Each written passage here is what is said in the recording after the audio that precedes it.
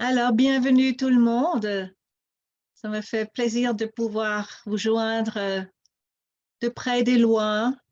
Il y a ça comme avantage avec Zoom. Euh, Vous n'êtes pas limité à venir à Genève et donc profitons de cette technologie.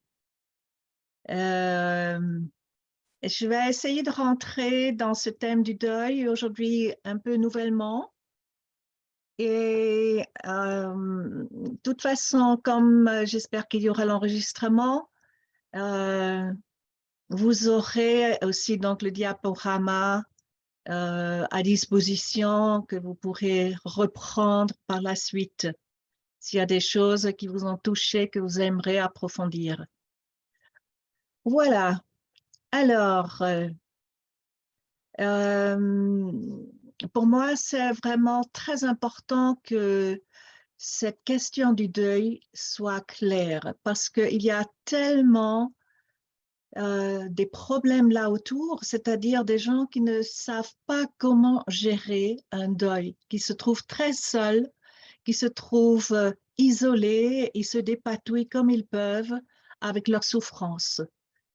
Et donc là, je donne aussi quelques indications de comment vous pouvez aider quelqu'un, comment aussi des choses qu'il ne faut pas faire et donc, ça sera aussi une aide pour vous en tant qu'accompagnant, pas seulement en tant qu'endeuillé. Euh, voilà, alors écoute Carmen, je te propose de lancer le diaporama, s'il te plaît. Donc, le deuil, une traversée des tréfonds de l'âme, parce que je crois vraiment, là certainement, je vais avant tout traiter les deuils qui sont profonds, c'est-à-dire euh, qui sont, qui sont au niveau relationnel très incisives et qui vont vraiment secouer jusque dans l'âme en profondeur. Alors, qu'est-ce que c'est le deuil? Regardez combien il est important de savoir que oui, ça nous demande un travail psychique parce que c'est une confrontation à beaucoup, beaucoup d'émotions qui sont souvent violentes et même inavouables. Et donc, c'est vrai qu'il faut du courage, mais c'est nécessaire.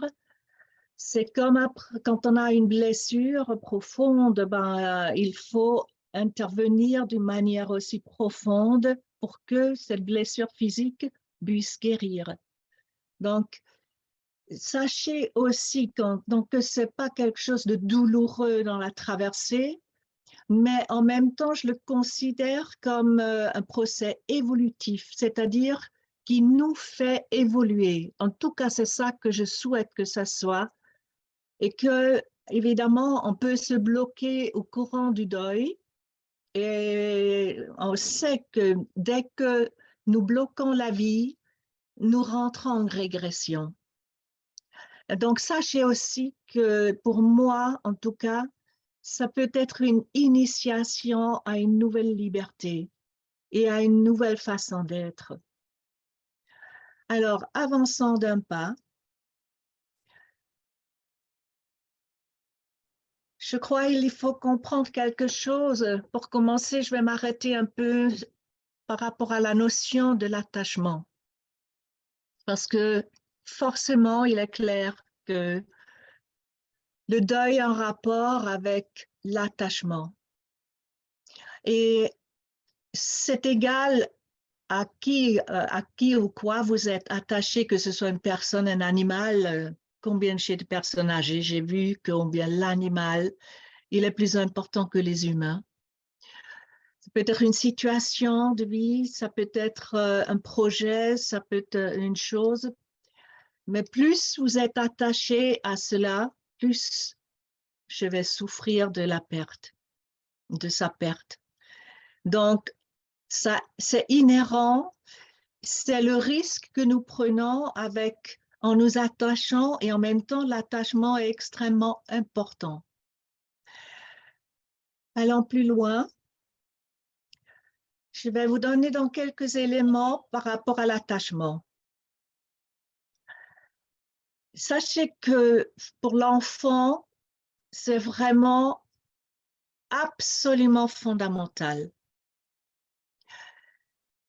En fait, au début, cet attachement avec sa maman est fusionnel. Et d'ailleurs, c'est fusionnel des deux parts, aussi du côté maman, en tout cas, si elle a souhaité cet enfant, si elle aime cet enfant. Cet attachement est absolument nécessaire parce que il va se construire à travers cet attachement. Et lorsqu'il y a une rupture à un âge très précoce, ça laisse des traces absolument profondes et parfois indélébiles. Donc, il faut le savoir, ce n'est pas nécessairement l'abandon quand on donne en adoption. Des ruptures du lien peuvent arriver avec une hospitalisation de la mère. Ça peut être arrivé avec que l'enfant doit être hospitalisé et séparé de sa mère. Donc, c'est vécu de l'enfant par l'enfant comme une rupture. Même d'ailleurs, la mise en couveuse fait partie de ces expériences de rupture du lien et qui est vécu comme un abandon. Alors, au fur et à mesure que l'enfant va grandir et que... Non, attends encore, Carmen, pas encore. Reste avec l'ancien. Avec la capacité de se déplacer, donc à grandir, à avoir ce jeu de cache-cache où il quitte, il revient, coucou, me voilà, etc. Il joue avec cette notion de fusion et détachement, de revenir, repartir. Et en plus qu'il grandit, donc à travers les années, l'enfance, etc., il y a graduellement un détachement qui a lieu. Et c'est clair, au maximum, il a lieu notamment durant l'adolescence, qui va être une période très difficile pour les parents, qui risque d'être très difficile pour la mère, notamment parce que c'est perdre le petit.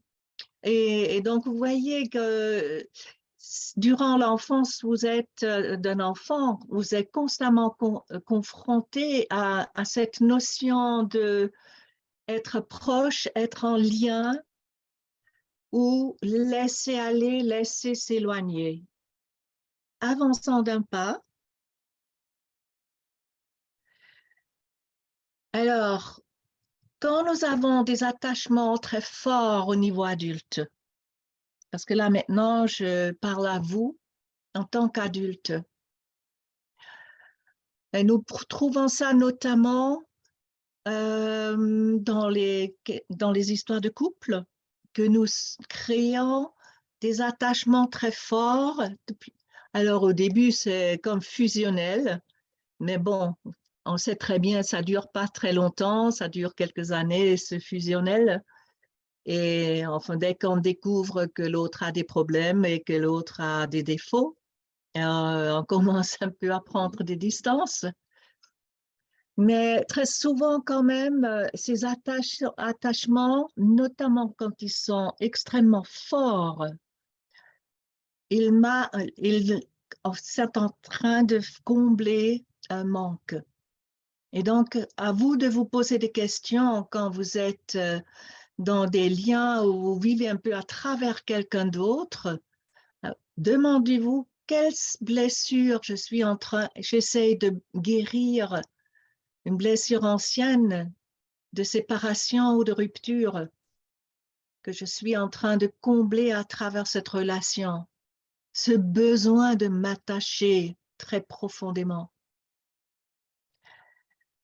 Voilà, je vous ai mis un doudou, un nounours qui représente très souvent chez l'enfant la perte d'un nounours. Il est quelque chose d'extrêmement grave. Et nous, adultes, nous ne nous rendons pas nécessairement compte qu'est-ce qui se passe quand un enfant perd son doudou. Parce que je ne l'ai pas mis là maintenant dans le diaporama, mais vous connaissez peut-être la notion d'objet de transfert, un objet de transition, c'est-à-dire où ce doudou, cette poupée ou ce nounours a une fonction de remplacer maman. Quand elle n'est pas là, eh bien, il y a ce doudou et qui symboliquement représente cette maman. Et quand il perd cet objet transitionnel, pour lui, c'est comme s'il perdait cette maman, même s'il n'est que symbolique. Et c'est très grave. Et d'ailleurs, j'aimerais vous dire, si vous, en tant que grands-parents, vous, en tant que parents, faites attention, essayez pas tout de suite de le remplacer. Parce qu'il va falloir aussi, avec un enfant, faire le deuil de cet objet, de ce doudou. Trouver des rituels, lui écrire une lettre, que l'enfant puisse écrire, faire un dessin, etc. Et, et ainsi de suite, on donne de l'importance. Et il a le droit de pleurer et d'avoir beaucoup de chagrin à cause de cette perte de son doudou. Et donc, vous comprenez aussi quand nous, en tant qu'adultes, nous perdons une personne extrêmement importante, ça peut rouvrir des vieilles blessures, et notamment des blessures d'attachement qui ont lieu dans le passé et qui ne sont pas guéries, parce qu'on a passé dessus, on n'a pas tenu compte, ça n'a pas été respecté en tant qu'épreuve aussi pour l'enfant, il n'a pas reçu les soins nécessaires. Donc, quand vous perdez dans l'attachement quelqu'un d'important, eh bien, ça peut rouvrir des anciennes blessures. Allons plus loin. Je vous donne quelques mémoires de perte. C'est peut-être pas très connu, mais il faut savoir que lors de la vie intra-utérine, beaucoup plus souvent qu'on ne croit, il peut y avoir un jumeau perdu qui laisse profondément des traces au niveau corporel et que des personnes, en tout cas j'en ai eu en thérapie, qui ont tout le temps senti comme un manque, quelque chose manque d'un côté. Ou on a trouvé même des traces incrustées de cet autre être qui a dû partir, dont la maman ne se réalise même pas la perte, souvent parce que c'est assez souvent au début, et donc des petites pertes, ça peut arriver, des sangs, elle ne fait pas trop attention, mais c'est une première perte très, très précoce qui a une incidence sur notre vie. Allons plus loin. Combien de séparations avons-nous vécu? Combien le papa était loin? Combien la maman était partie? Ou la grand-maman? Enfin, des êtres qu'on a profondément aimés, eh bien, elles n'étaient pas là. Et nous voilà qui étions en larmes, en chagrin de leur distance, de leur absence.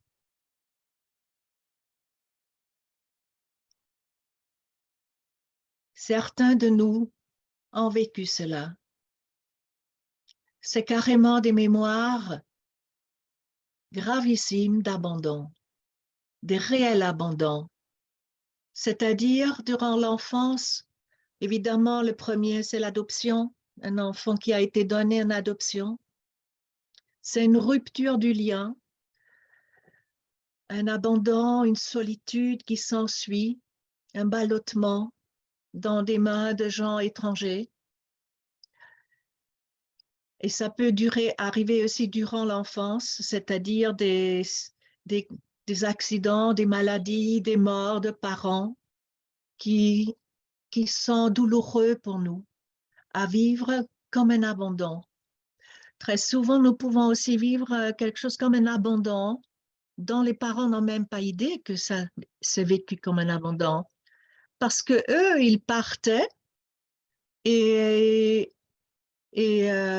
c'était pas pour abandonner, c'était parfois ils partaient en vacances, ils laissaient l'enfant à une nounou, laissaient l'enfant à une grand-maman. Eh bien, pour l'enfant, il ne fait pas de différence.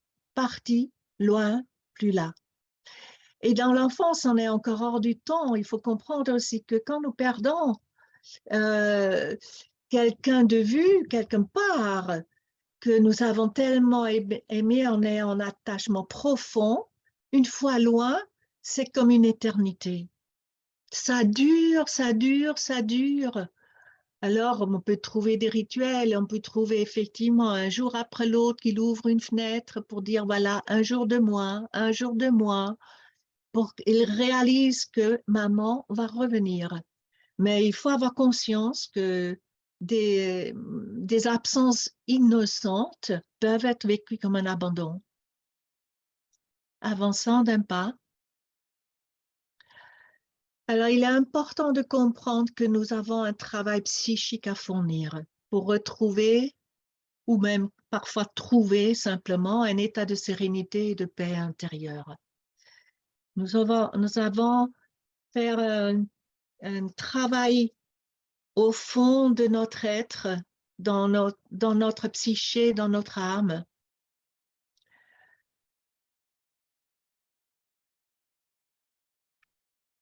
Qu'est-ce que c'est le deuil? Alors, une image qui parle à beaucoup de gens, c'est le deuil comme un processus de cicatrisation. Nous avons effectivement, nous avons des blessures qu'on peut réparer. Et heureusement qu'on peut faire une couture, on peut faire des points. Et voilà, ça peut guérir. Là, les fils ont été enlevés. La cicatrice, elle est faite. La blessure, elle est fermée. Oui, mais c'est moche. En nous, ça dit quand même pas que c'est mieux comme avant, hein. On se résigne. Parce que de toute façon, regardez là, ça c'est une qui monte jusqu'au cœur, hein. Une ouverture dans tout le thorax. Eh ben, heureusement que ça existe, bien sûr.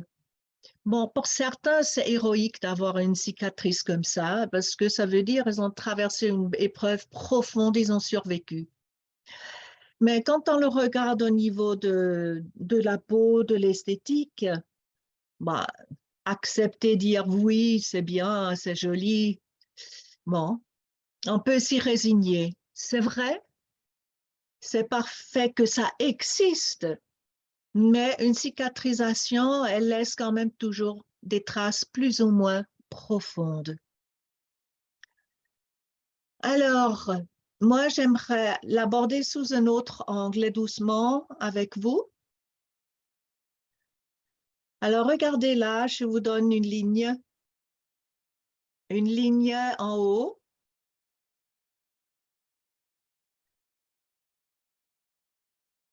On dirait là, voilà, cette ligne, elle représente le cours de la vie, une vie normale qui se déroule, on voit bien, plus ou moins bien, voilà, la vie a l'air OK. Et là arrive un choc, comme une foudre qui s'abat sur nous, que ce soit un accident, que ce soit une mort, que ce soit euh, que ce soit un suicide de quelqu'un, en fait, un événement qui nous prend dans nos entrailles et un état de choc qui s'ensuit. Et voilà, il y a comme un gouffre maintenant qui s'ouvre. En fait, tout à l'heure que j'ai mis comme un U, quand on est dans cette situation de choc, on ne voit pas que ça aurait pu se remonter. Il y a comme un trou devant soi, la terre se dérobe devant moi, je ne sais plus comment continuer, la vie s'arrête. Et donc, nous sommes en état de choc, en état de sidération. Pour que vous compreniez un peu ce que c'est cet état de choc, je voulais dessiner ce personnage qui vient d'être frappé par un événement pour lui catastrophique. C'est comme un effet de cage de Faraday, c'est-à-dire une de ces cages où rien ne passe. Pas d'onde, pas de son, complètement hermétique. On est comme enfermé, arrêt sur image, la vie s'est arrêtée. On n'entend plus rien, on ne sent rien, il n'y a pas de douleur. On regarde, mais on ne voit rien. En fait, il y a en nous quelque chose l'énergie est partie, j'ai dessiné par le bas, et s'ensuit une dissociation. Qu'est-ce qu'on entend sous dissociation?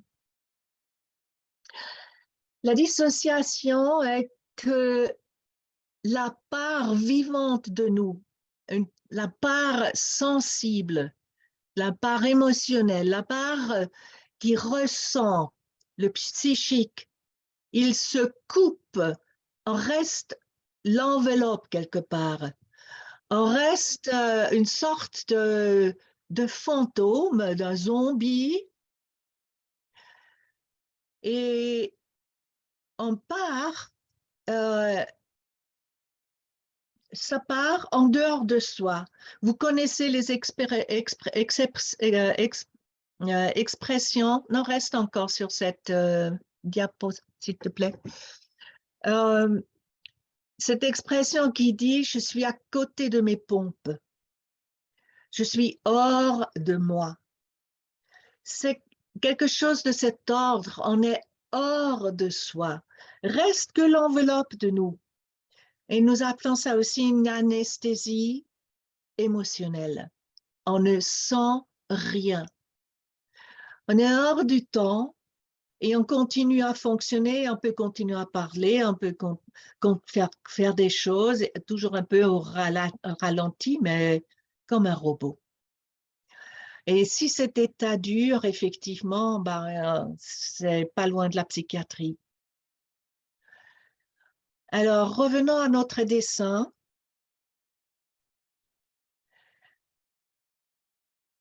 Il y a une descente maintenant, la sidération, un état de sidération, de dissociation, de zombie, avec une sensation d'amputation ou d'arrachement, et qui peut être vécu physiquement.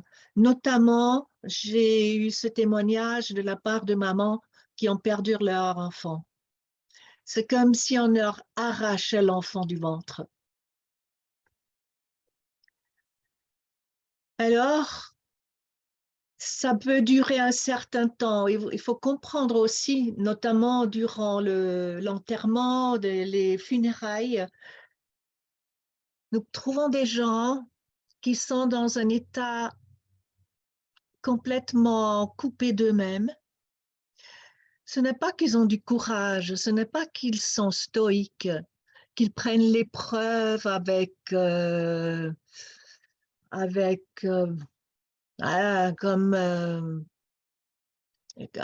calme, et que nous on dit oh là là, elle n'a même pas l'air triste. Ben non, la personne est encore en état de choc. Combien de fois ça arrive qu'ils ne sont pas encore vraiment là? La chose se passe, mais ils ne sont pas là. Ils ne sont pas présents vraiment. Donc, il faut faire très attention avec des jugements parce que ben voilà, cet état de choc peut durer plus ou moins long. Alors, comment est-ce qu'on peut faire pour aider? Parce que je pense important que nous aidons quelqu'un qui est perdu dans cet état. Parce qu'on ne peut pas s'en sortir soi-même de cet état comme si, bah, allez, je me donne un coup de pied et voilà, je me réintègre. Ça ne passe pas comme ça. En fait, ce que j'ai découvert personnellement avec certaines situations, c'est que ce qui est salvateur, c'est prendre dans les bras. Et ce que j'ai là souligné en rouge, c'est que pas de parole, pas de parole. Parce que la personne n'entend pas. Et elle n'écoute pas d'ailleurs. Ça lui coule au-dessus comme sur la peau d'un canard. Mais ce contact physique, elle va le sentir.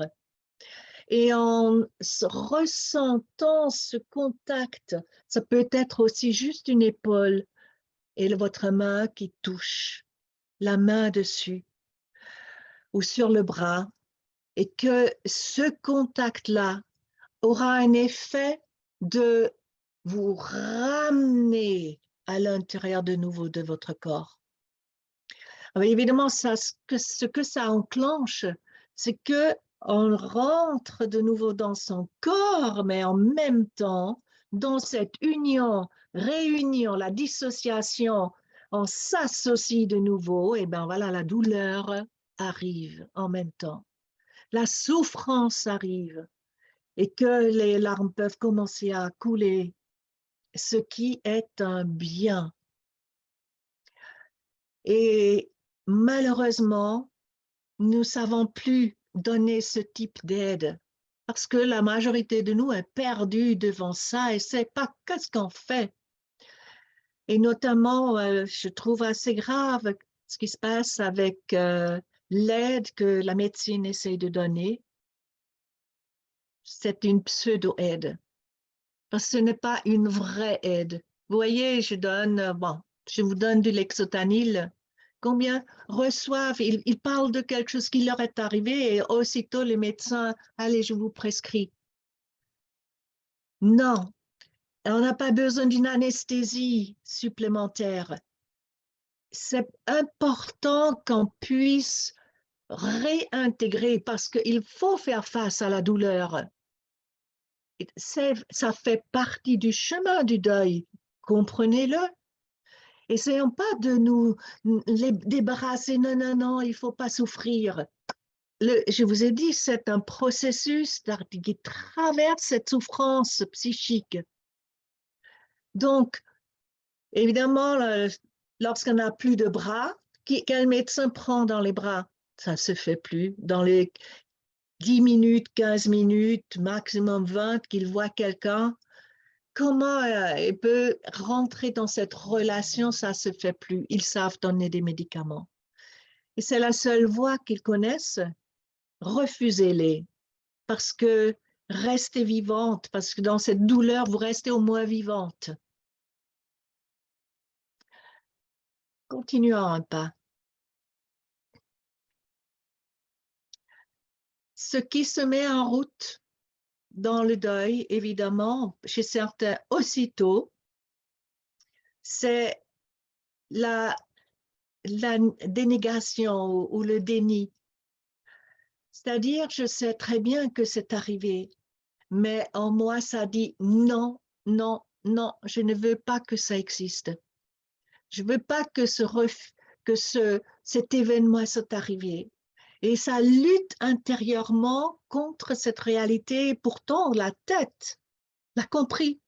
La tête, elle a maintenant identifié, d'accord, oui, oui, il est arrivé quelque chose, mais ah non, non, non, non, non, non, il ne faut pas que ce soit vrai.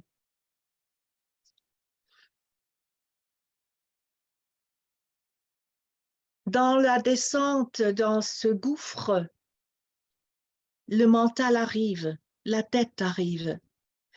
Elle essaye de faire sens, elle essaye de comprendre. Alors, il y a d'un côté le refus de la réalité le refus qui dit non, non, non, c'est pas vrai, c'est pas possible. Et en même temps, on a besoin de savoir. Vous voyez, on a des parties très contradictoires en nous en même temps. Et quand on fait bon, le refus, restons d'abord dans le refus. Regardons ça plus loin. Vous voyez, il y a quelque chose en nous, et nous avons souvent un peu d'expérience en faisant cela, c'est-à-dire je ne veux pas voir la réalité. Surtout quand elle est douloureuse, elle n'est pas possible. Non, non, non. Et ça dit, je sais combien quand il y a une annonce d'un événement gravissime, comme un suicide, un accident, ça dit, ah non, c'est pas vrai. Ah non, c'est pas vrai. Vous voyez, on est tout de suite en train de dire la réalité. Cette réalité, non, non, non, non, elle ne peut pas exister. Ce n'est pas possible. Et on peut rester plus ou moins longtemps là-dedans. Après, on a besoin aussi de comprendre. Et là, qu'est-ce qui s'est passé? Mais pourquoi ça s'est passé? Wow. Selon ce qui s'est arrivé, nous avons besoin de comprendre pourquoi l'accident, pourquoi cette mort soudaine, pourquoi cette mort tellement inexpliquée qu'on ne comprend pas. Rien ne laisse présager ça. Qu'est-ce qui s'est passé?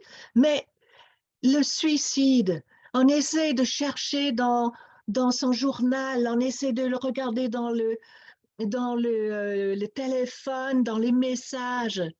Les meurtres, évidemment, là, c'est des investigations judiciaires, des rapports médicaux selon s'il y a autopsie, etc. Alors, d'accord, la tête, elle reçoit de la nourriture et certaines fois, on en reçoit des réponses à des questions, mais combien de fois, il n'y en a même pas de réponse. On ne comprend pas, toujours pas.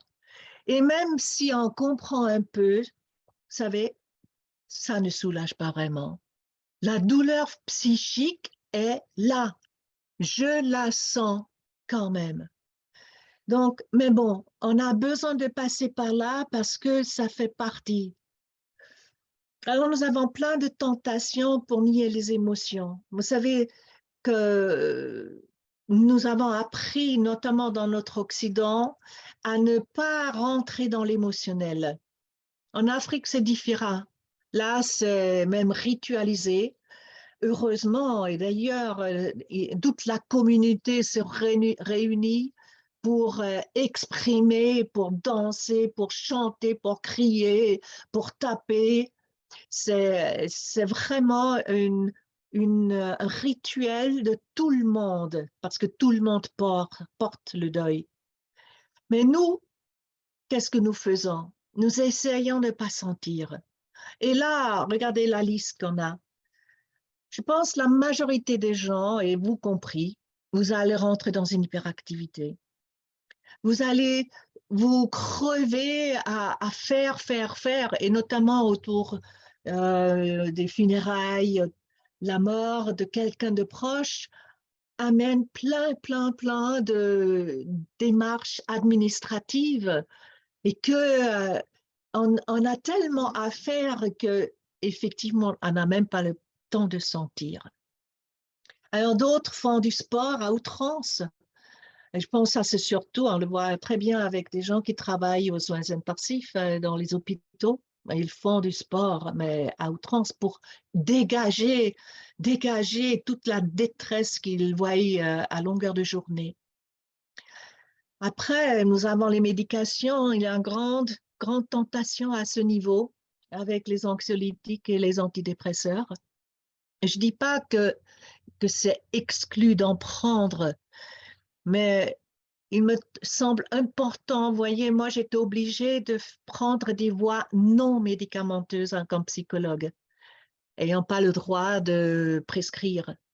Et il y en a des voies sans médication, ça existe. Il y en a d'autres qui vont taper dans les drogues, dans les alcools, dans les drogues dures. et que ça commence avec un petit verre. Effectivement, quand on prend un petit verre, ça va un peu mieux. Ça, ça anesthésie un petit peu. Donc, ça fait un peu de bien. Et on comprend bien comment cette tentation peut devenir de plus en plus importante et de plus en plus souvent et de plus en plus régulière, jusqu'à ce qu'on ait pris, que ce soit maintenant aussi les jeux, etc. On s'étourdit en faisant autre chose. D'autres gens, ils ont constamment du bruit, parce qu'en ayant du bruit, on ne sent pas, on ne réfléchit pas. D'autres, c'est la nourriture, de boulimie, pour essayer d'apaiser. Bien sûr, on a déjà connu ça dans l'enfance. Ben voilà, tu criais et qu'est-ce qu'on t'a donné? La loulette avec un peu de miel dessus. Et voilà, tu te tais. Ah, on connaît ça, hein, c'est très pratique. On donne un remplacement, c'est-à-dire on ne répond pas aux vrais besoins, mais il y a quelque chose qui substitue, qui est agréable en même temps. Et voilà, ça donne un surpoids et en fait, on aggrave la chose. Et quelque chose qui est de plus en plus fréquent, notamment chez les jeunes, c'est la scarification, hein, s'ouvrir et avec un couteau, s'ouvrir, se faire des blessures, euh, des striés tout le long du bras, parce que avoir mal physiquement est préférable qu'avoir mal psychiquement. Et pourtant, toutes ces manières de faire, elles ne soulagent pas vraiment. Elles, momentanément, oui, mais il faut toujours recommencer. En fait, une part en nous est comme morte. On fait à l'extérieur, OK, tout va bien, je m'en sors. On se maquille, on se met des sourires, mais quelque part, on est comme un zombie en représentation. Qu'on le fasse un temps, oui, c'est normal, mais le travail du deuil nous demande d'aller plus loin et notamment de rentrer en matière avec les émotions, avec ces émotions que certains ont bloquées depuis l'enfance. Donc voilà, cette nécessité de se confronter aux émotions qui pour moi est absolument essentielle. C'est un passage, vous ne passerez pas à côté. Il faut, admettre les émotions, déjà admettre que vous les ayez. Et puis après, les exprimer, apprendre à les exprimer. Parce que quand on n'a que faire ravaler, ravaler, ravaler, on ne sait pas exprimer. Chez certains, c'est noué là, il n'y a rien qui sort, ça ne peut pas sortir. Alors, on a des accompagnements pour ça, parce qu'il faut vraiment être pris par la main pour qu'on puisse faire cette rééducation. Chez certains qui n'ont pas, sont pas bloqués, ça va très facilement, ça va venir l'expression. Les pleurs, la colère, etc. Allons un pas plus loin. Alors, avant de rentrer plus dans les émotions, je vais vous mettre en garde par rapport à ce qu'on appelle des émotions écran. Alors, ça fonctionne chez pas mal de gens. C'est-à-dire, si depuis votre enfance, par exemple, la tristesse a été interdite, et ça c'est vrai notamment pour les hommes, parce qu'on leur dit, hein, sois pas une lavette, les petits garçons, ça ne pleure pas, voyons, sois fort, sois un peu brave. Oh, alors, qu'est-ce qui nous reste quand on ne peut pas reconnaître la tristesse qu'un garçon peut ressentir? Eh ben, tout va glisser dans un autre créneau, c'est-à-dire dans une agressivité et colère envers tout et n'importe quoi, parce qu'on arrose large. Vu qu'on a raté la cible au niveau émotionnel correct, ça va se déverser autrement. Et l'inverse est vrai aussi, qui concerne, notamment chez moi, c'était le cas aussi, beaucoup de femmes qui connaissent ça, euh, que la révolte est interdite. C'est-à-dire, on n'a pas à se révolter, on n'a pas à dire non, on n'a pas à s'opposer, on n'a pas à être en colère, et voilà. Et quand ça c'est interdit, nous reste que les pleurs. Mais il faut aussi savoir, autant que pour l'agressivité et la colère, si nous rentrons dans ces émotions écrans, on ne sera pas soulagé. On pourra pleurer ce qu'on veut, il n'y a jamais un soulagement parce que c'est la fausse émotion. Il faudrait la juste pour que ça soit soulagé. Et quand on pleure comme ça en victime, euh, ça nous laisse plutôt victime impuissante et très en bas. Alors, regardons maintenant dans cette descente, la phase suivante, oui, les émotions. Et notamment, les premières sont ceux euh, qui sont importants, qu'on puisse la reconnaître, la colère, parfois la haine, des accusations, des blâmes, jalousie, etc. Ou notamment, il y a aussi beaucoup de fois que nous essayons de tourner la roue en arrière. Si on avait fait ça, si on avait fait ceci, s'ils avaient fait, ça ne serait pas arrivé, etc. Et on essaie en retournant dans le temps de rendre non arrivé. Ouais, en fin de compte, quand même, c'est arrivé. Donc, voilà, rebelote, on en veut.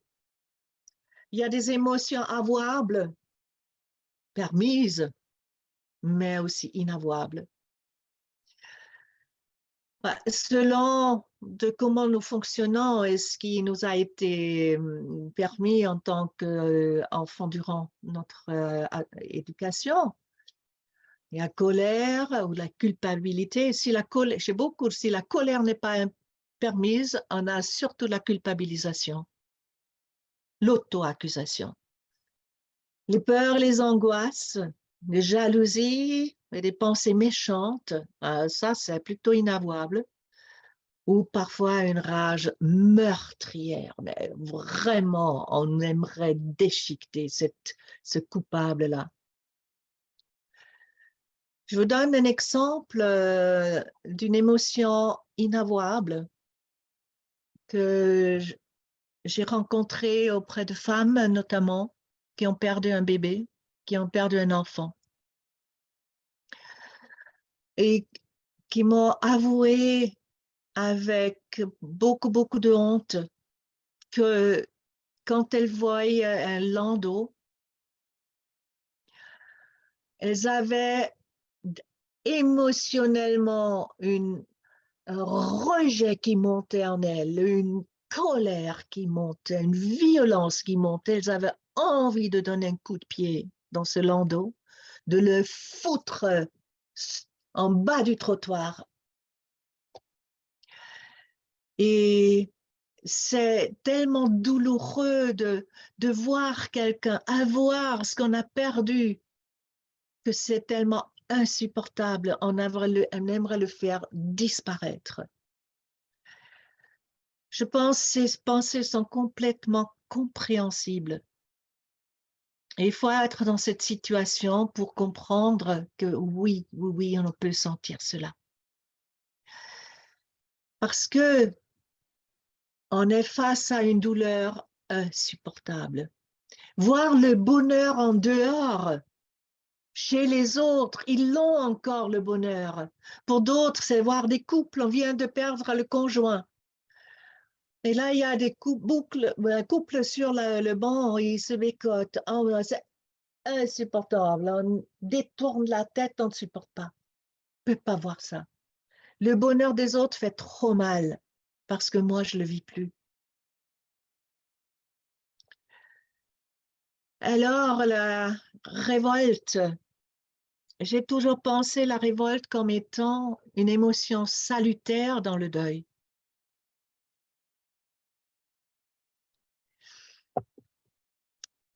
Parce que, notamment, quand on est dans un état de dissociation, revenir à une colère, pouvoir exprimer une colère, peut être vraiment salvateur. Nous avons de nouveaux contacts, accès à nos émotions, donc à notre humanité. Du robot, on devient humain. Et un humain, là, qui laisse sortir la douleur sous forme de cris, de rage. Et vous savez, là, regardez ce que j'ai. Alors, ça fait très long. Regardez, ça, c'est le manche d'une hache. Très long, elle fait presque 1 mètre de long. Et j'utilise ça avec des patients à taper sur un coussin très, très ferme et à juste lâcher, sortir dehors avec des sons, toute cette révolte, le désespoir, la tristesse, enfin tout. Il ne faut pas rentrer dans les pleurs. C'est important de rester avec la colère pour qu'elle puisse vraiment s'exprimer. Alors qu'elle soit contre les coupables qui ont causé l'accident ou que les médecins, comme des fois j'en ai entendu, ils ont assassiné ma mère. Ils l'ont tuée avec leur médication. Ils pourraient, ils sont là à pouvoir, à vouloir les étrangler. Alors, le bâton fait beaucoup de bien parce que là, ça sort. Alors, ça peut être beaucoup plus impersonnel, c'est-à-dire le destin. Ce foutu destin. Et Dieu, pourquoi tu as permis ça? C'est pas possible. Pensez là en Turquie, des milliers, des milliers, des milliers de morts. Comment as-tu pu laisser faire ça? Et il y en a aussi la rage contre les défunts. J'ai surtout rencontré ça dans les suicides. On est fâché qu'il ait fait ça, qu'il m'ait fait ça. Mais il y a aussi contre soi-même. Alors, on ne va pas se taper soi-même, hein? Attention. Mais il y a comme des accusations contre soi. Je m'en veux, je m'en veux, je m'en veux, je m'en veux. Parce que j'aurais pas dû faire ça, j'aurais pas dû. Vous voyez, quand un conducteur dans la voiture, il roule à 150 à l'heure, et puis, paf, accident, tonneau, les passagers morts, et lui, il survit, celui au volant. Eh bien, quelle culpabilité à porter toute une vie. Alors, comment être dans la phase de révolte? Je vous dis d'abord ce qu'il ne faut pas faire. Notamment, ne les invitez pas à raisonner. Allez, deviens raisonnable, à réfléchir. Non, non, non, non. Ni à inciter à une fausse acceptation. Vous entendez ces phrases comme « Eh ben, c'est la vie ».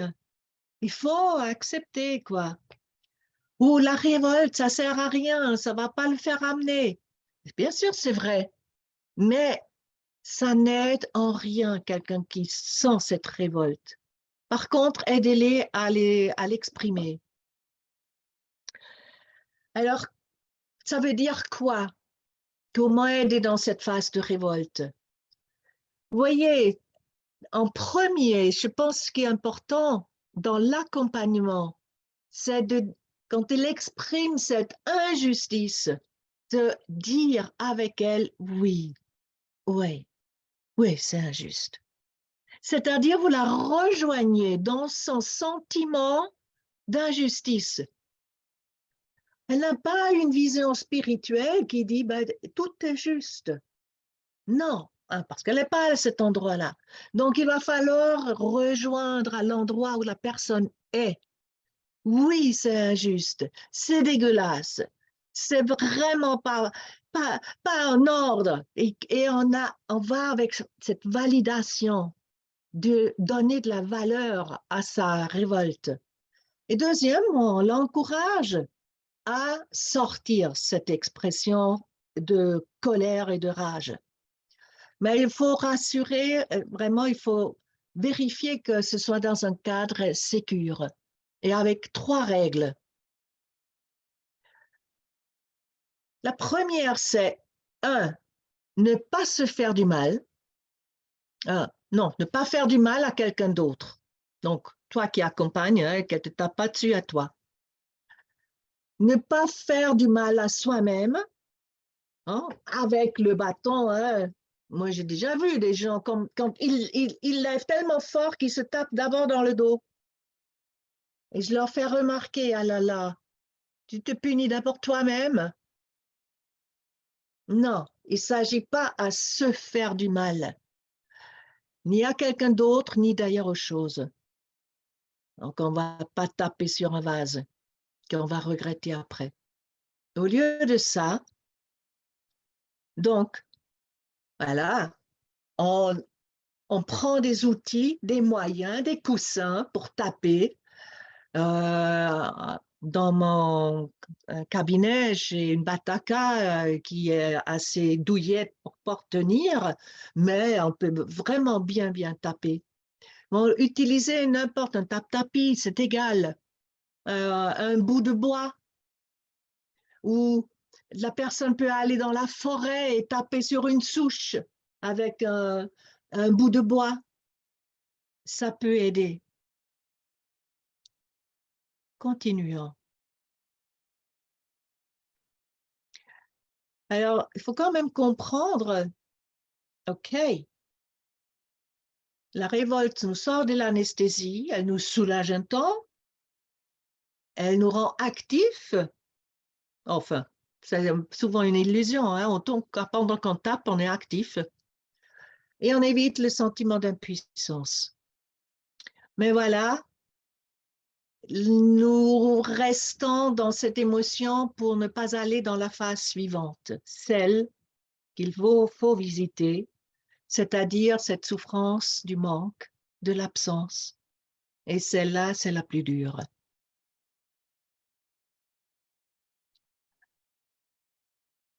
Dans la descente, vous voyez dans le gouffre, on ne perçoit pas du tout qu'il y ait une remontée. Ah non, c'est un gouffre sans fin. Et c'est pour ça qu'on a peur d'y rentrer. C'est pour ça qu'on freine des cas de fer. On reste plutôt dans la colère, dans l'intellectualisation, dans ce savoir, euh, dans chercher au niveau justice, etc., d'obtenir quelque chose. Parce que là, dans le chagrin sans fond, on n'a plus de goût de vivre, on n'a plus de sens, la vie n'a plus de sens, elle est absurde, et certains ont vraiment carrément envie de mourir. Et là, évidemment, quand on est à ce fond-là, c'est très dur.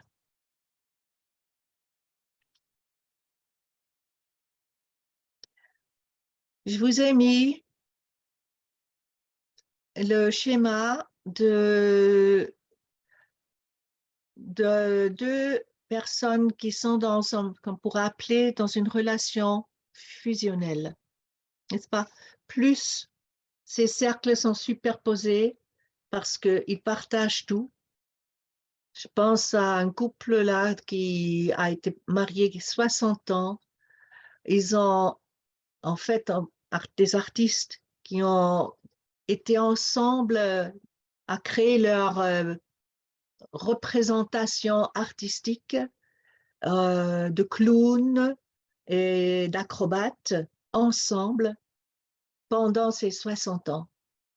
Et le mari est mort à 90 ans, en fait, même plus, les 91, je crois, et il venait encore de donner des représentations à cet âge-là. Et voilà qu'il meurt. Vous voyez quelqu'un qui a été dans une fusion comme ça, où pratiquement tout est vécu ensemble, du matin au soir, ou quand on a la vie professionnelle, la femme a travaillé avec son mari, Ils ont les enfants ensemble, le lit partagé, bien sûr, la vie, les hobbies, les amis, tout partagé. Quand l'un part, qu'est-ce qui reste? Comme un croissant de lune. Et alors, le manque est énorme. C'est la même image d'ailleurs pour les mamans qui perdent un bébé. C'est-à-dire cet être qui fait partie d'elle pendant l'allaitement, pendant ses premiers temps, ses premiers mois, où il est tellement dépendant d'elle, il meurt et c'est un vide abyssal. Et là, la vie s'arrête. Comment vivre avec une énergie de croissant de lune? Parce que toute l'énergie est partie avec l'autre. Passe à la suite, s'il te plaît. Sentiment d'amputation, sentiment d'abandon, envie de mourir, rejoindre l'autre.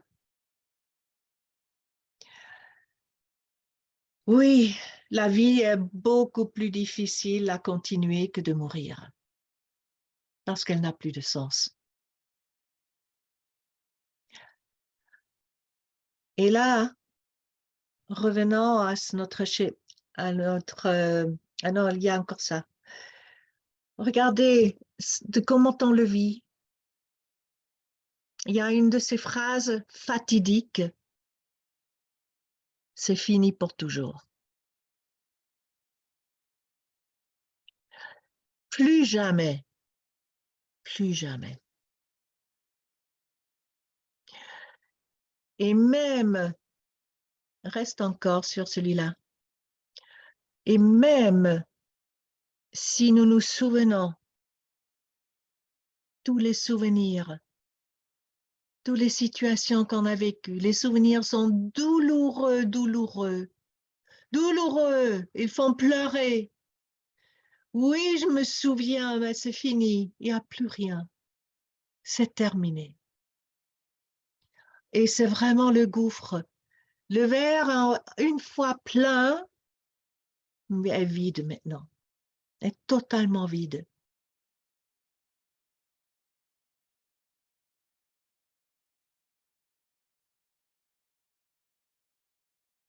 Il faut comprendre une chose, quand nous sommes devant des deuils inconsolables, et ils ont des raisons, parce que souvent liés à des pertes et des abandons durant la grossesse, notamment quand il y a des tentatives d'avortement, liées à la naissance, liées à des situations dans l'enfance, ou un vécu d'histoire vraiment trop difficile, trop dur. Enfin, on a trouvé quelqu'un avec qui on avait une vie qui méritait d'être vécue, et voilà, elle disparaît.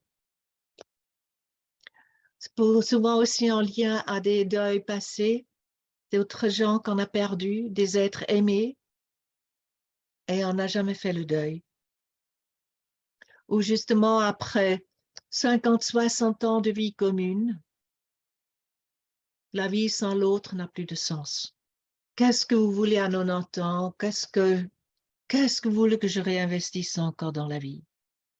Ça ne sert à rien. Et alors, qu'est-ce qui se passe sur notre schéma?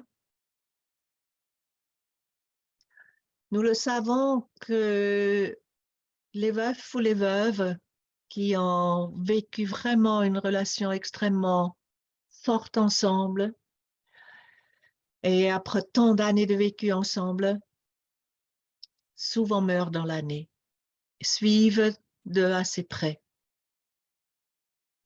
Le désespoir est trop grand, l'énergie de vie est trop faible.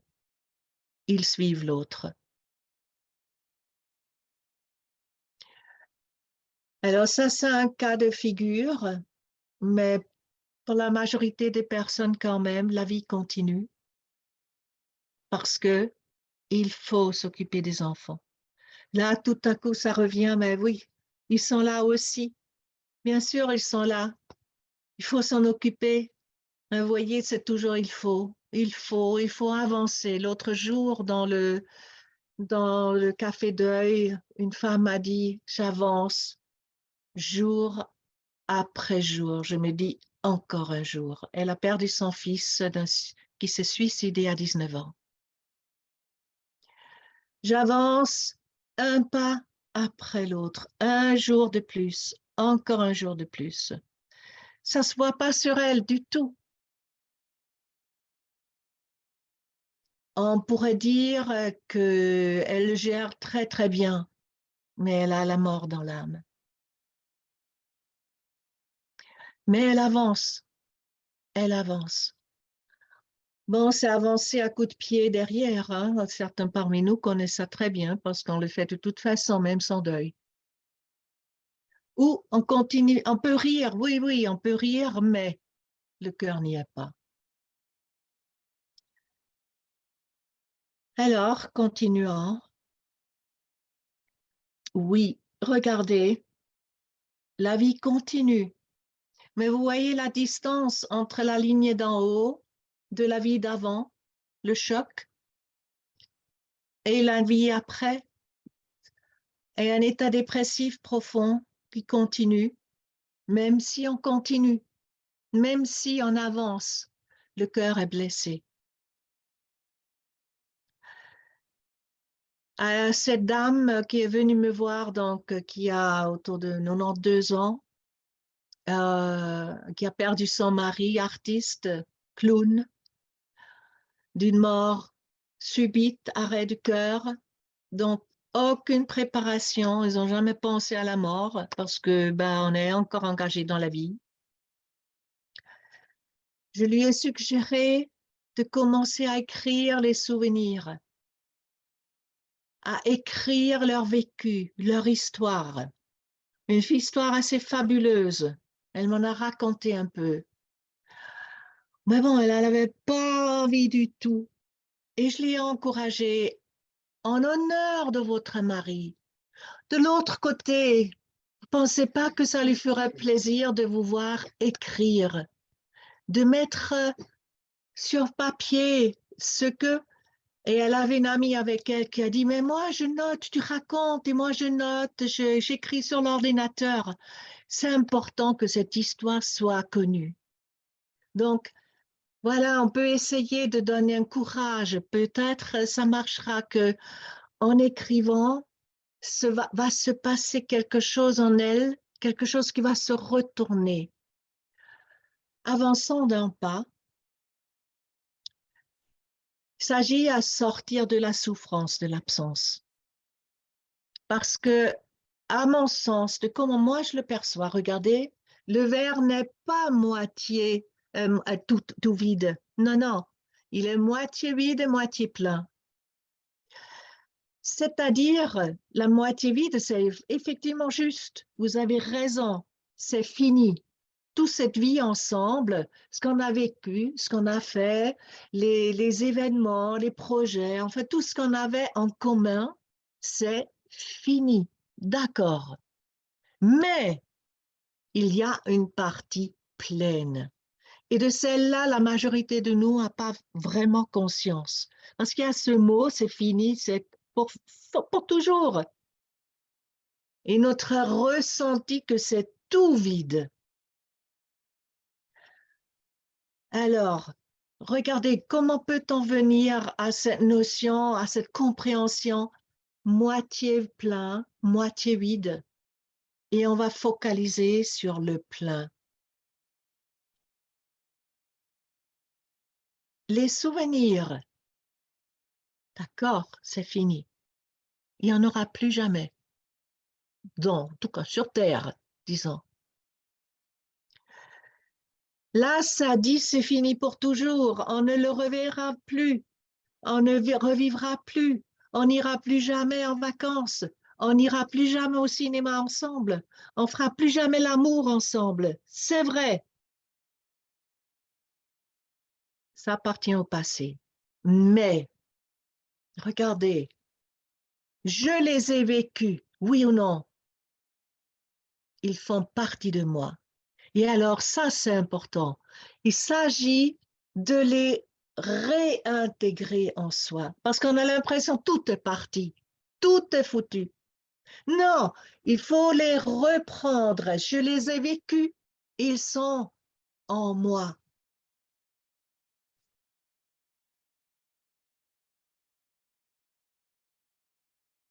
Pour moi, il y a un remède.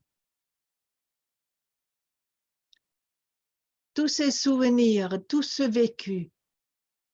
Et là, je vous encourage à faire une lettre à la personne, de remercier de ce qu'on a vécu ensemble. Et donc, vous pouvez énumérer tous les souvenirs et remercier pour ce qu'il a fait. Euh, vous pouvez remercier pour tout ce que vous avez reçu. Essayez de nommer ce que vous avez reçu. Qu'est-ce qu'il vous a appris? Qui étiez-vous avant de connaître cette personne? Qui êtes-vous maintenant après l'avoir connu? Quelle a été la transfusion que vous avez reçue par cette personne? En quoi êtes-vous plus riche qu'avant? Le remerciement est un don à cet endroit. C'est un médicament.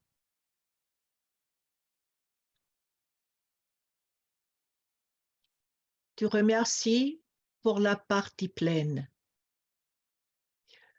Il faut reconnaître la partie vide. Absolument, elle est vraie.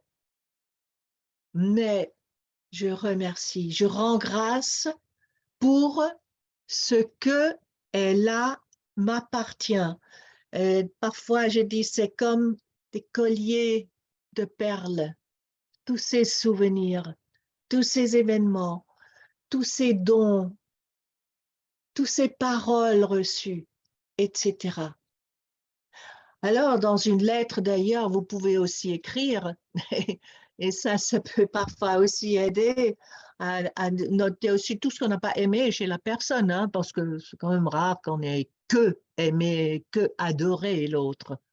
En général, ça, c'est tout au début d'une relation, tout amoureux, au-dessus de la tête.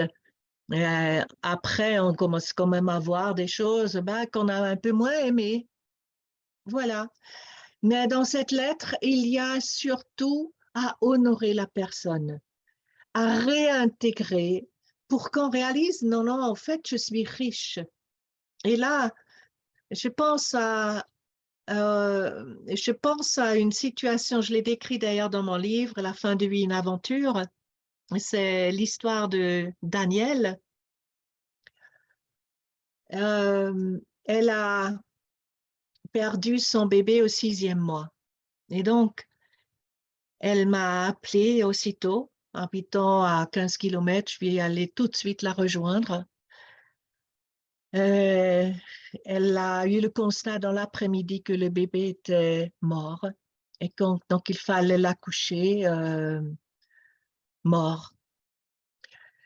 Il fallait enclencher la naissance pour le faire sortir par voie basse. Elle était vraiment par terre, intérieurement complètement détruite. Elle se faisait des reproches parce qu'elle a fait une amniosynthèse, parce que son mari l'avait demandé, vu son âge, elle voulait savoir est-ce que cet enfant est normal ou pas. Et elle s'en voulait qu'elle ait suivi son mari. Elle lui en voulait à elle.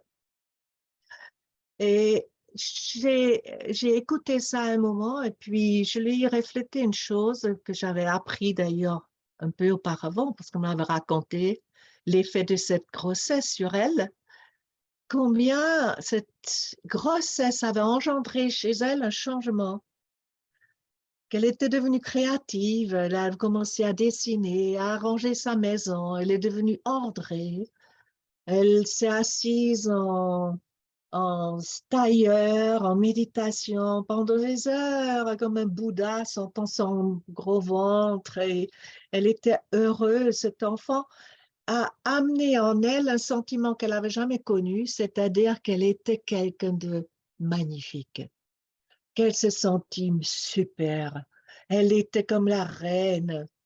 Euh, et, et ce sentiment de dignité qu'elle n'avait jamais connu, parce que c'était une femme qui se dévalorisait tout le temps, tout le temps, tout le temps. Elle était toujours la nunuche, celle qui était moins bonne que les autres.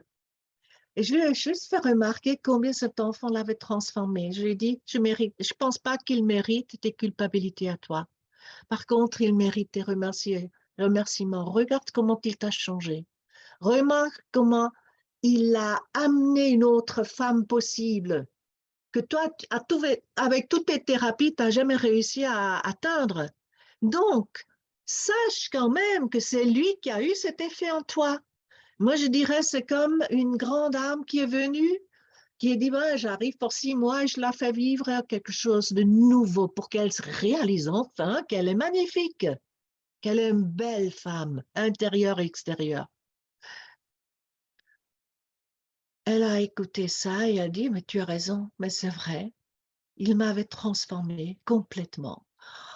C'est vrai, c'est plus juste que je le remercie pour tout ce qu'il a fait pour moi. Et dans cet esprit, elle est partie à l'hôpital où on a induit l'accouchement et elle a dit, ouais, ça va durer 2 jours, en tout cas.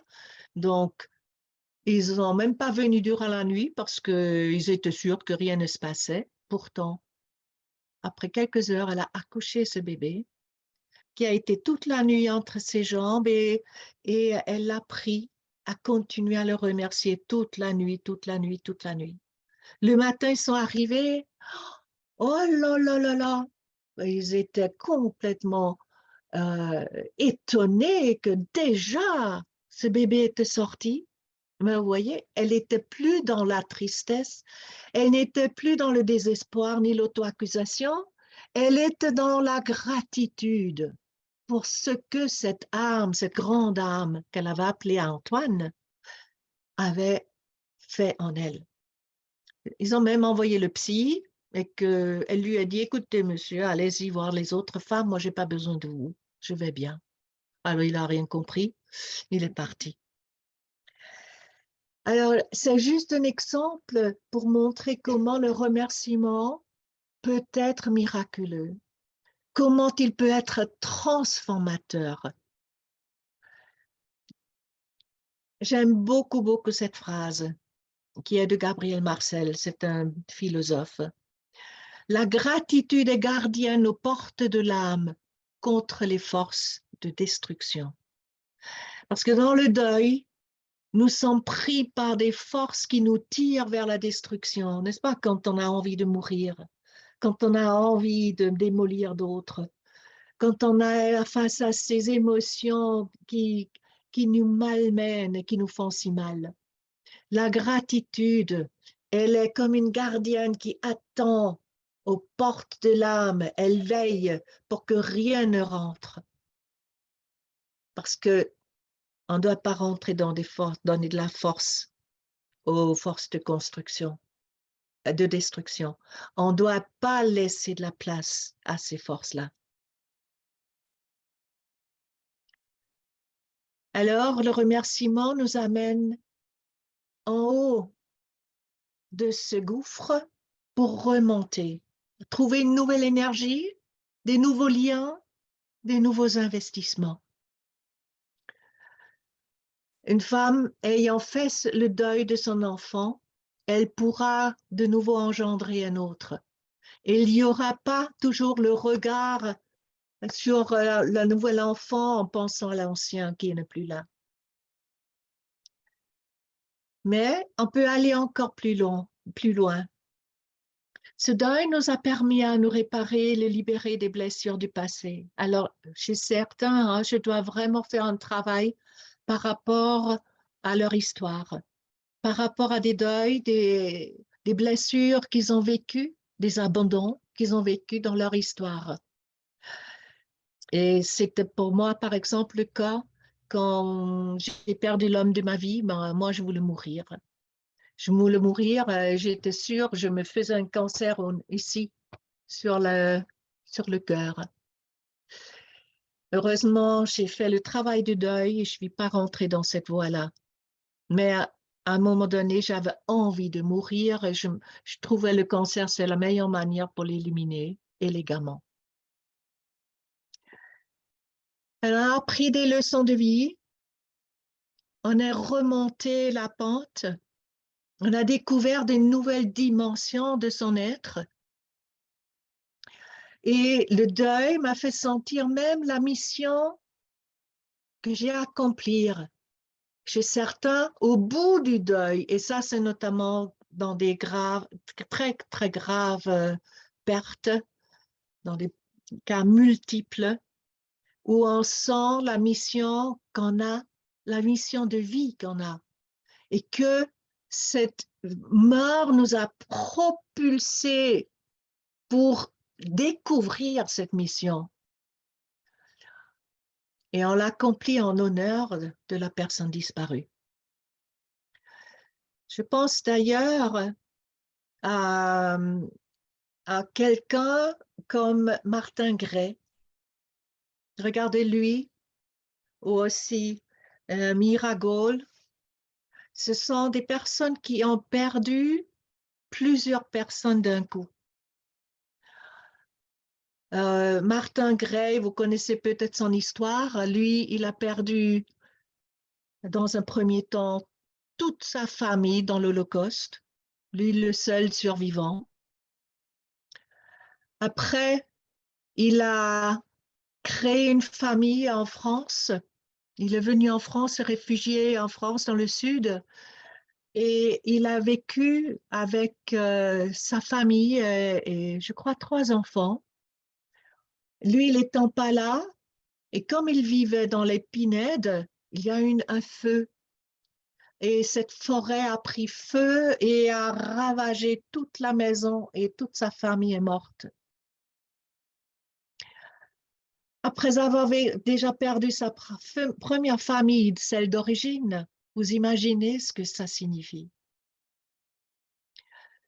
Mais lui, il a remonté la pente, il a compris qu'il avait quelque chose à accomplir. Et il est devenu un fervent défenseur par rapport à ces forêts qui brûlent dans le sud de la France. Et il est devenu un pilier, une lumière, un phare pour beaucoup de personnes qui ont vu son histoire et comment lui s'est relevé, sachant, parce qu'il a réintégré toutes ses pertes en lui et il en est devenu plus grand qu'avant. C'est cette gratitude, cette intégration de ce qu'était l'autre, ce qu'était cette famille entière. Ou pour Miragol, c'était le mari qui s'est suicidé avec ses 2 enfants. Vous imaginez cette maman détruite, complètement détruite, et un zombie pendant des longs, longs mois. Et pourtant, c'était le début d'une quête où elle avait à comprendre pourquoi ça devait arriver. Et au bout de cette quête, 25 ans après, elle a compris que elle avait à apprendre le pardon à son mari suicidaire et assassin des enfants. Et ce pardon-là qui a été un travail d'années, de travail dur avec les émotions tellement difficiles, elle l'accomplit. Cette femme, elle est rayonnante. C'est une thérapeute aujourd'hui qui sait aider parce qu'elle sait d'où elle vient et elle sait le chemin qu'elle a fait. Donc, vous voyez, il y a encore dans notre schéma un pas de plus. Tu avances, Carmen, s'il te plaît.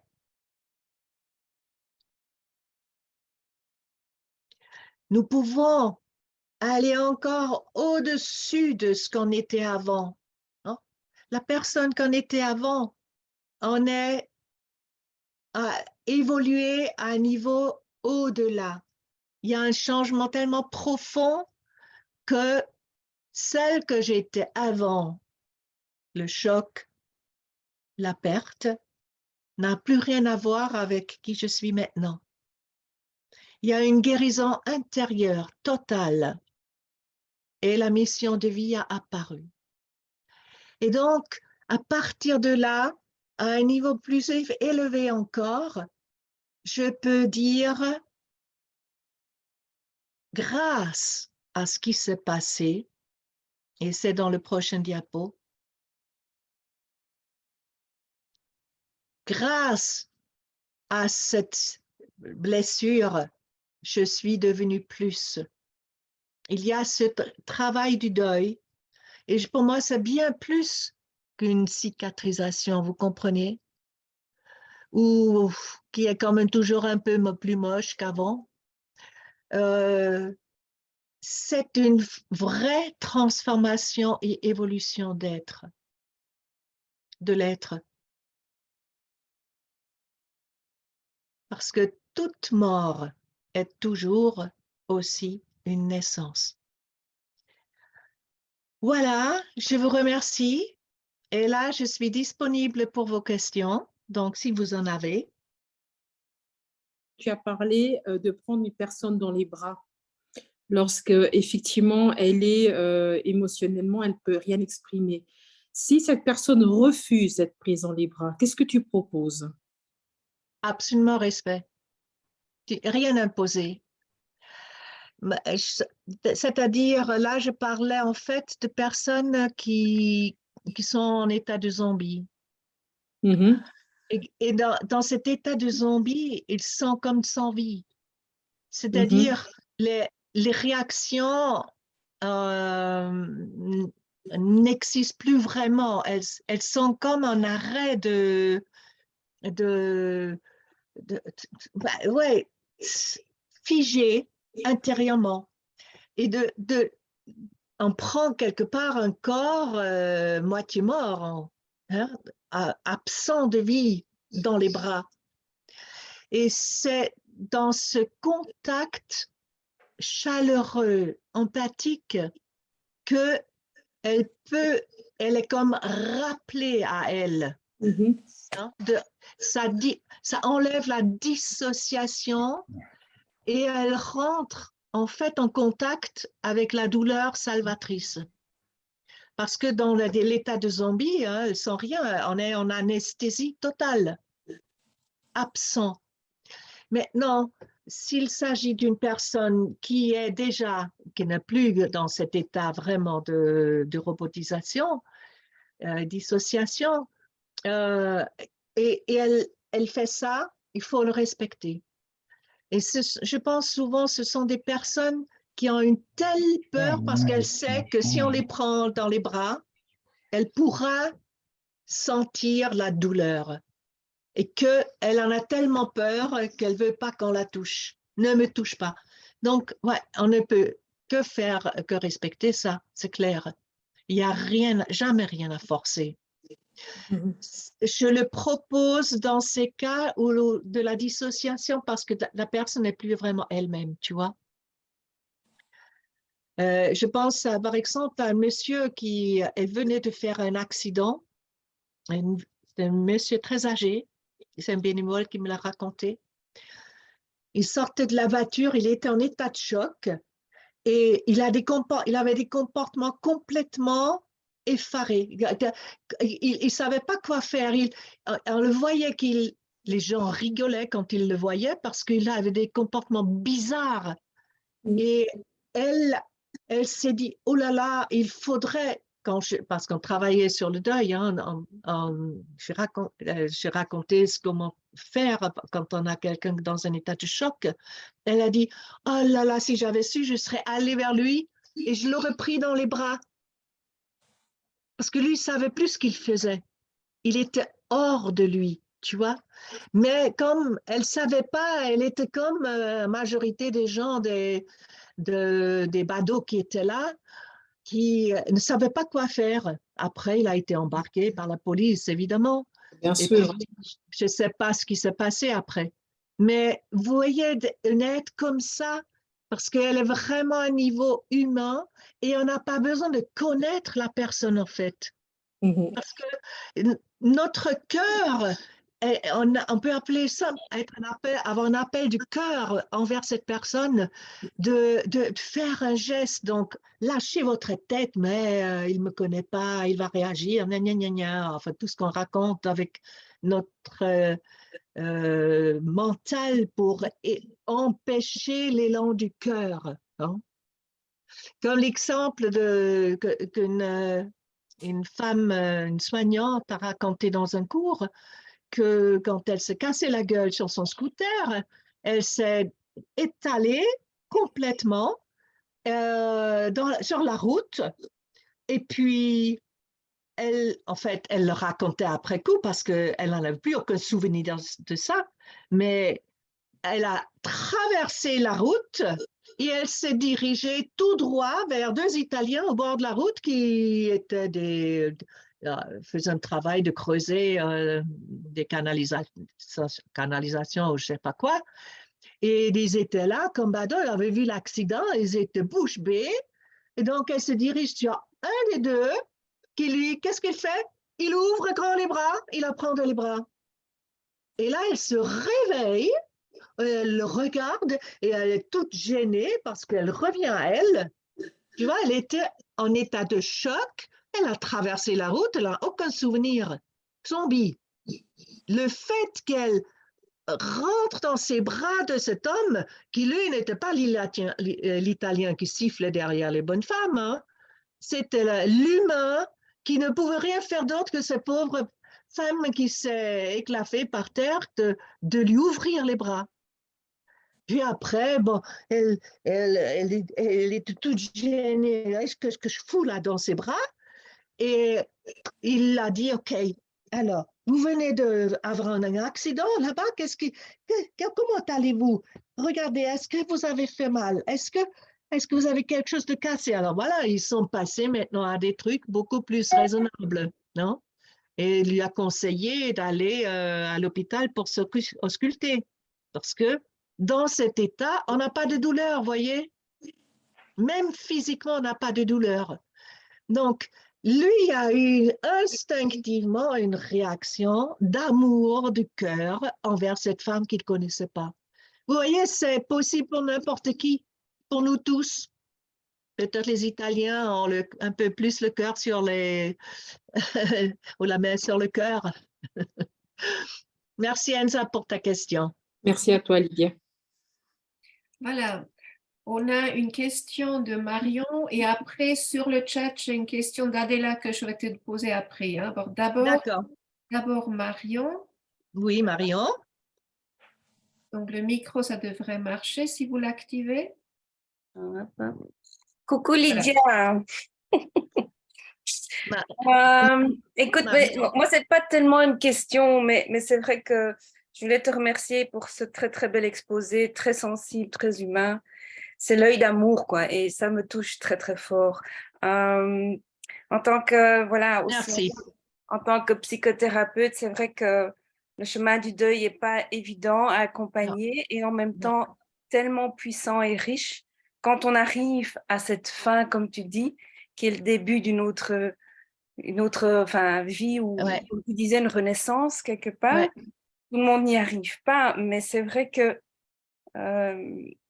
je trouve qu'en effet, ce qui est très, très chouette dans ton récit, c'est que c'est des étapes. Voilà, on part, on revient, c'est lent, c'est lent et très lent parfois aussi, évidemment, pour certains, et qu'on a l'impression qu'ils s'en sortiront jamais, quoi.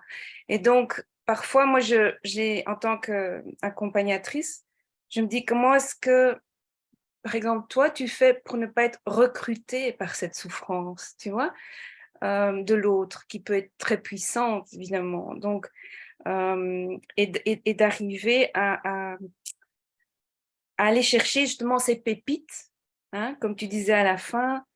Qu'est-ce qui fait que tu es la femme que tu es devenue aujourd'hui? C'est grâce à quoi, en fait, tu vois, à travers cette épreuve? C'est aussi à travers des deuils. Voilà, c'est beaucoup à travers des deuils. Ah oui, absolument. Comme là, quand je te disais, hein, la perte de l'homme de ma vie, hein, entre guillemets, parce que voilà, il ne l'est pas devenu. Ouais. Ouais. Mais cet événement, j'ai compris d'ailleurs qu'il fallait qu'il arrive, parce que j'ai choisi cet homme qui allait me quitter. Et que en le choisissant, ça allait me mettre dans les affres de l'abandon qui appartient à mon histoire, mais dont j'avais aucune idée. Et c'est ça le truc, qu'il a fallu que je vive cette expérience. 5 ans après, j'ai pu le remercier de m'avoir abandonné ou d'avoir rompu la relation. Et ça l'a beaucoup soulagé de la culpabilité qu'il avait. Donc, quand on a compris qu'il y a des événements que notre inconscient prépare, là, dans ce cas-là, on choisit un homme et on est attiré par un certain type d'homme, alors moi, j'ai bien choisi un qui allait m'abandonner. Et donc, comme j'avais mis enfin à 35 ans tout mon cœur, vraiment, pour une fois, j'étais prête à m'engager, tu vois, parce que c'est ça, à ce niveau, hein, qu'il y a un engagement qui fait que c'est pas léger, hein. J'avais d'autres ruptures avant, je n'ai pas fait de cancer, mais avec celui-là, c'était tellement fort que j'avais vraiment, pour la première fois, envie de mourir, mais réellement envie de mourir. Et le cancer, pour moi, aurait été la voie de sortie. Pas de suicide, hein. Et c'est un contrat de vie avec ma thérapeute que je venais. C'est la deuxième fois que je la rencontrais, qui a compris tout de suite qu'est-ce qui se passait et qui m'a fait un contrat de vie. Et c'est ce contrat de vie qui m'a aidé. Puis aussi, il faut dire que j'ai quand même lutté longtemps avec le contrat de vie que j'avais envie de la déchirer, hein, parce que j'avais rien à foutre à continuer à vivre s'il me quittait. Et finalement, je me suis réveillée le jour, en fait, ça s'est fait le jour de mon anniversaire, où je me suis réveillée avec les mots « et merde », et je continuerai à vivre même s'il me quitte. Parce qu'il ne l'avait pas encore, je le sentais juste, hein, comme ça. Et c'était jamais, pas encore arrivé. La lettre de rupture allait juste arriver 2 jours après. Mais j'avais déjà décidé de vivre.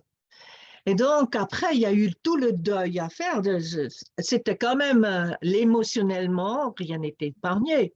Je l'ai traversé avec cette femme, j'ai appris à hurler, j'ai appris à crier, à pleurer, à tempêter. Alors, j'ai été accompagnée comme ça, donc moi, j'ai été aidée de cette manière-là. Et donc, c'est aussi quelque chose que je sais transmettre, parce que pour moi, c'était salvateur. Et j'ai fait ce deuil vraiment totalement, parce qu'en fait, j'ai réalisé qu'il y avait une petite fille abandonnée derrière que j'ignorais, dont j'avais absolument aucune idée. Mais il fallait la rencontrer à travers cet homme que j'avais choisi pour qu'il me quitte. Donc, tu comprends aussi que nous avons des situations de vie qui doivent arriver, des pertes qui doivent arriver pour nous réveiller. Comme dans le cas de Daniel, hein, ce bébé qui d'abord l'a réveillée à la belle femme qu'elle pouvait être, et quand il est parti, tout s'effondre. Et moi, je l'ai invité, maintenant, il va falloir que tu deviennes celle-là grâce à lui que tu as rencontré, mais maintenant par toi-même. Parce que ça ne s'arrête pas là. Il faut continuer le chemin. Ce qu'elle a fait, d'ailleurs. Elle s'est servie d'Antoine constamment par la suite pour se reconnecter à la femme créatrice, à la femme belle extérieurement, qui se soigne, etc. Voilà. Est-ce que je t'ai répondu à ta question? Oui, oui, tout à fait. C'est tout à fait ça. Oui. Bien. Il demande, ce travail de deuil peut-il se faire même très longtemps après? Peut-on surmonter, remercier et pardonner même très longtemps après? Bien sûr, absolument. Il n'y a pas de temps à ce niveau parce que la souffrance est au fond de soi. Quand il y a du non-pardon, quand il y a du ressentiment, moi je m'entends là, il y a un double. C'est bon, j'ai corrigé. OK. Toute cette souffrance est au fond de nous quand même. Alors, ce qu'il faut effectivement, c'est s'y connecter. Et ça demande de vraiment reconnaître ce qu'il y a là, l'émotionnel qui est là, qui n'a pas nettoyé, et se donner le droit vraiment de rentrer dans l'expression avec l'aide de quelqu'un, je pense, après si longtemps, parce que là, on a une longue période d'évitement pour rentrer en matière avec cette souffrance. Donc, je crois que c'est utile d'être accompagné. Qui pose une question. Quelle est l'influence sur la naissance lorsqu'on arrive sur Terre par une césarienne?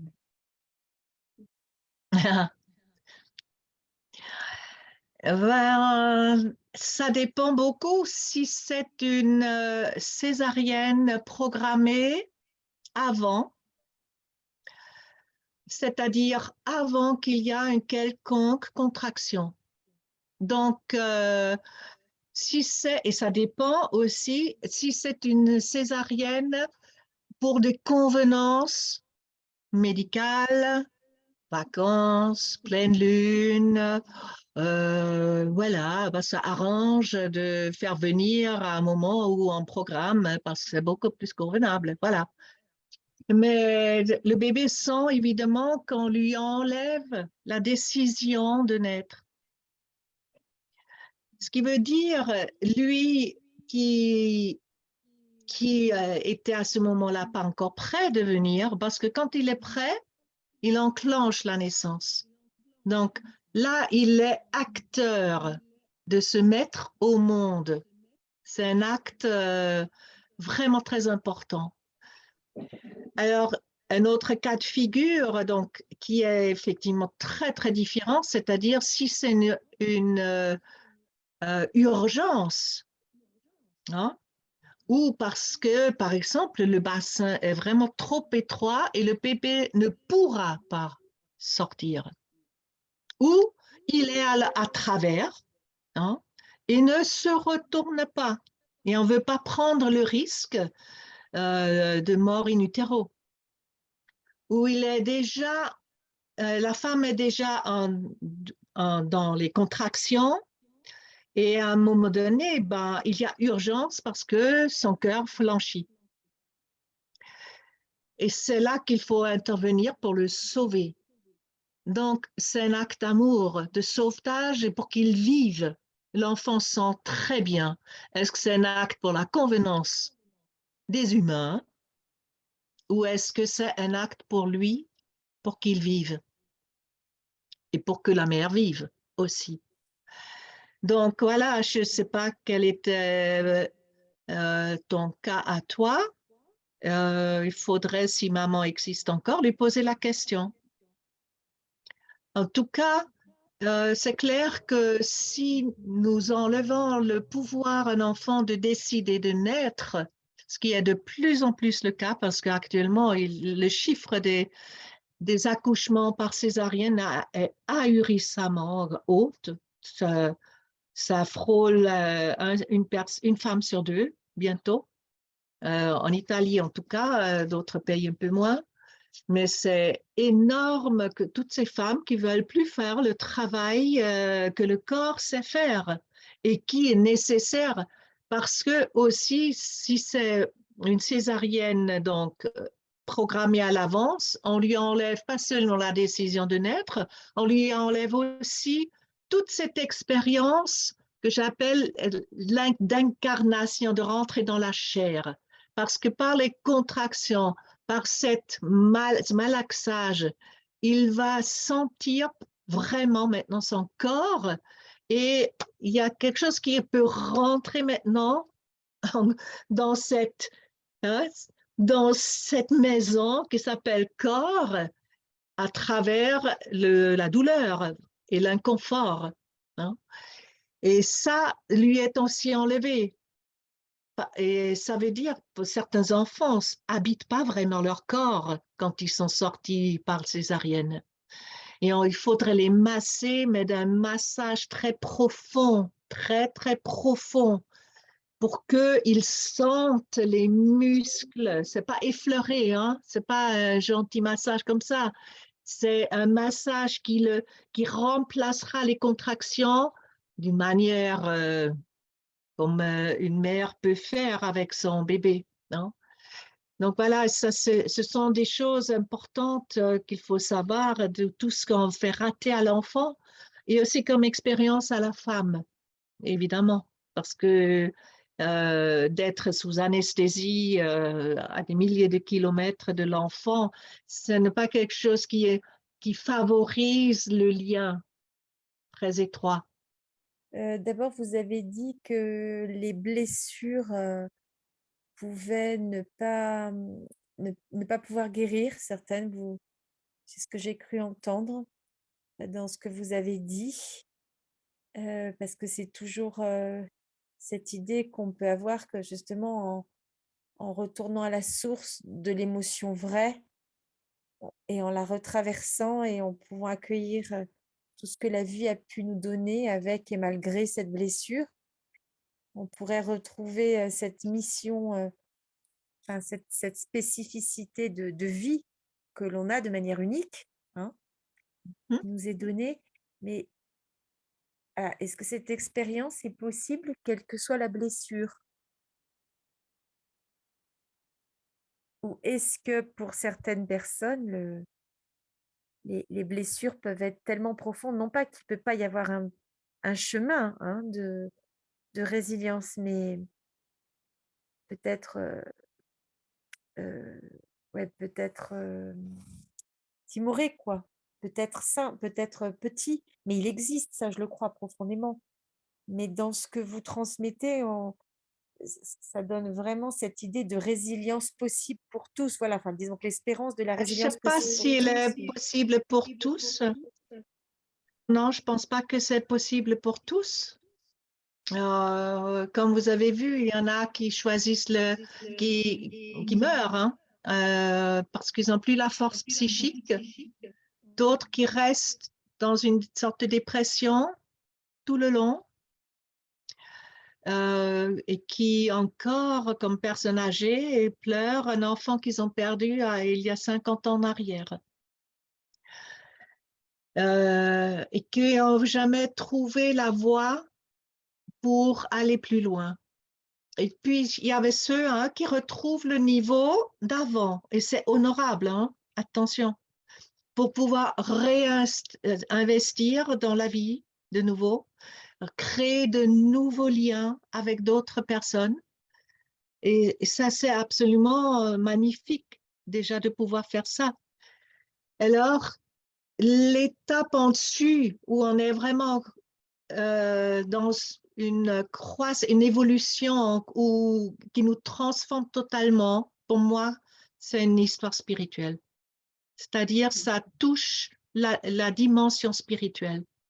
Et que si elle nous manque, cette dimension-là, ça ne me semble pas possible.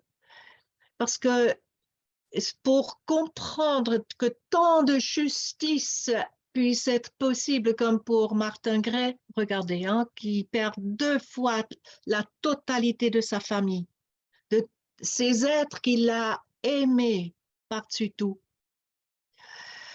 Une première fois déjà, c'était énorme qu'il puisse se livrer à une femme et ouvrir son cœur et évacuer toute cette souffrance de l'Holocauste, ce qu'il a vécu durant la Deuxième Guerre mondiale.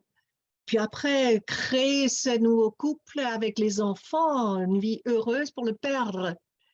Cet homme, ce n'est que grâce à la spiritualité. et croire en quelque chose de plus grand, qui le mène plus loin, c'est-à-dire savoir que de toute façon, ceux qui transitent de l'autre côté, ils sont pas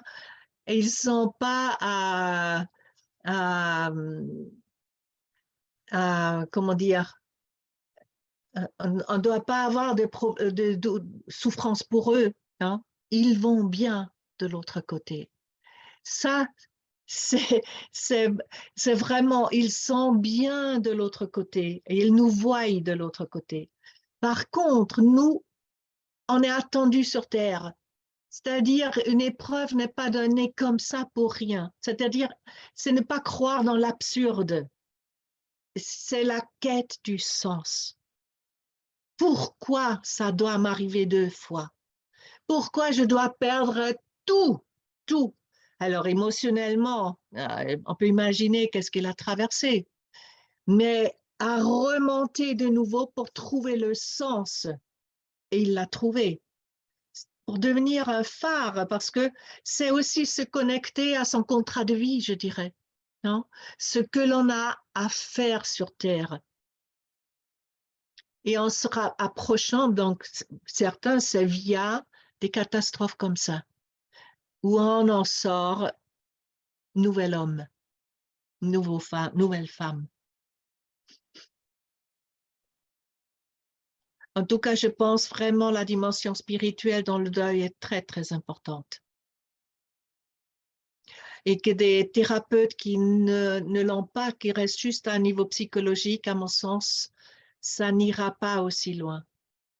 Il y a comme quelque chose qui manque pour rejoindre le sens, parce que le sens, pour moi, c'est du domaine du spirituel.